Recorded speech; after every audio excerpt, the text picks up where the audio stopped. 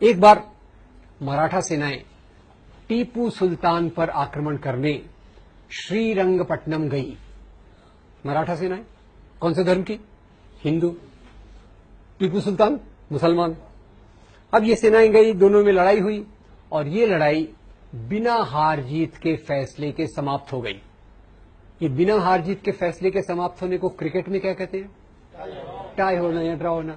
लड़ाई ड्रॉ हो गई। मराठा सेनाएं वापस आ रही, बड़ी गुस्से में है कि हम आए तो थे टीपू सुल्तान को हराने, टीपू सुल्तान को हम हरा नहीं पाए।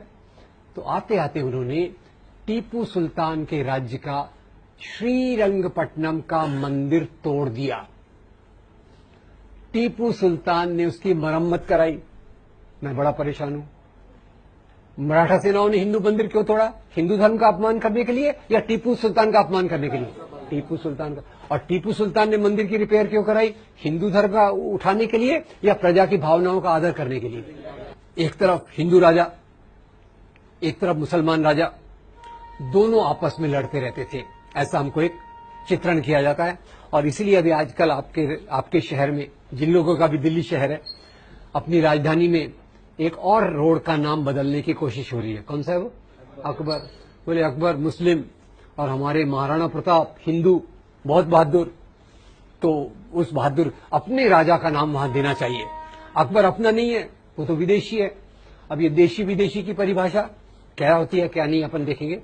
तो यहां अपन चलते हैं, एक तरफ अकबर है, एक तरफ राणा प्रताप। और अकबर और राणा प्रताप की लड़ाई हुई थी हल्दी घाटी के मैदान में। एक तरफ किसकी फौज है? अकबर की। एक तरफ राणा प्रताप की। आप देखेंगे, आप हैरान हो जाएंगे, अकबर की फौज में अकबर खुद नहीं है। अकबर के बदले कौन है? राजा मान सिंह। हेलो, अकबर के बदले कौन है?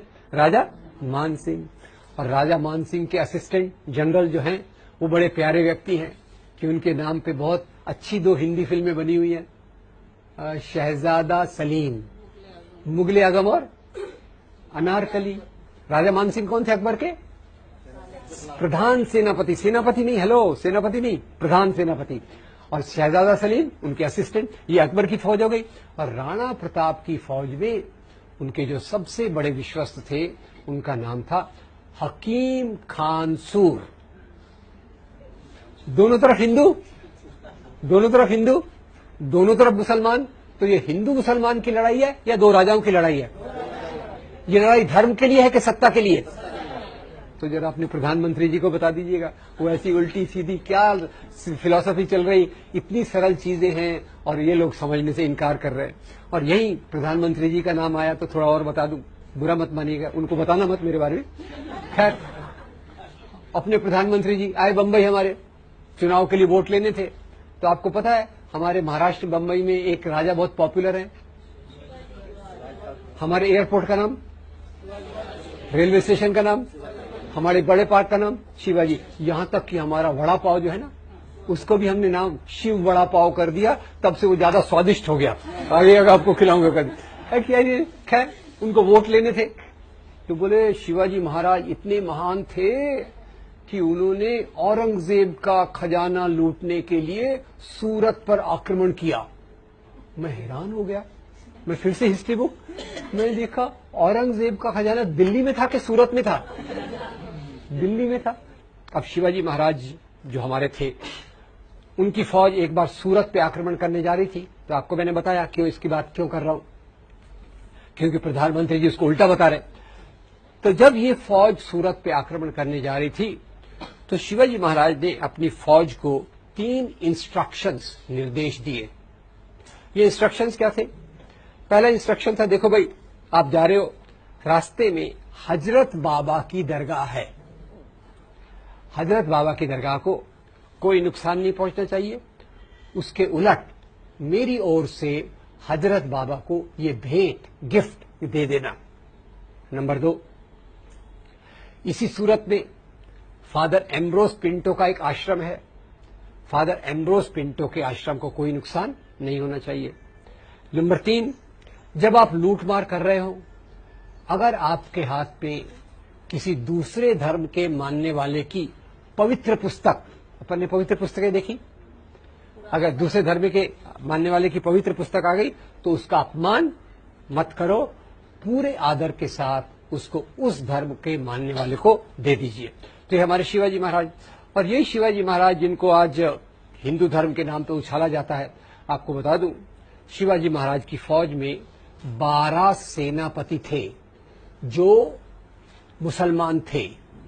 तो धर्मस्थल क्यों तोड़े गए? धर्म के लिए या सत्ता संपत्ति के लिए? राजाओं में झगड़े क्यों होते थे? धर्म के लिए, सत्ता संपत्ति के लिए? ये कितनी बेसिक बात है, पर इसके ऊपर हमारा कंफ्यूजन कितना होता है, इसको आप देखिए। और जैसे मैंने शिवाजी के बारे में बात की, अकबर के बारे में बात की, ये एक उदाहरण है। टीपू सुल्तान के बारे में भी अगर आप देखेंगे तो टीपू सुल्तान दक्षिण का एक बड़ा राजा था। वास्तव में by the way, Tipu Sultan Bharat का एक ही राजा है जो अंग्रेजों के खिलाफ लड़ाई करते हुए मारा गया, और कोई राजा नहीं मारा गया। क्रांति तो खैर 1857 की देखी, पर उसने अंग्रेजों के खिलाफ लड़ाई की, हिम्मत से की। नंबर 2, टीपू सुल्तान का जो सचिव था वजीर आलम और जो उसका कमांडर इन चीफ, दोनों हिंदू थे। तो इसमें हिंदू मुसलमान का मामला कि हिंदू अच्छे मुसलमान खराब, मुसलमान खराब मुसलमान अच्छे हिंदू खराब, ये जो देखने का तरीका है, इससे हमारे दिमाग में एक जहर फैल जाता है। तीसरी बात मैं एक पूछना चाहता हूं, मान लो, अब ये हाइपोथेटिकल, ये बस सच नहीं है। मान लो औरंगजेब ने हिंदुओं पे कोई अत्याचार किए, तो उसका बदला आज के मुसलमानों से लेना चाहिए क्या? इतिहास की बातों का बदला आज ले सकते हैं क्या? चलिए यहां पे एक मजेदार आपको एक बात बता देता हूं। मैं क्योंकि लोगों से पूछता रहता हूं, एक मीटिंग में मैं गया तो मैंने कहा, भाई देखो बताओ, इतिहास की बातों का बदला आज ले सकते क्या? यही औरंगजेब और मुसलमानों की बात चल रही थी।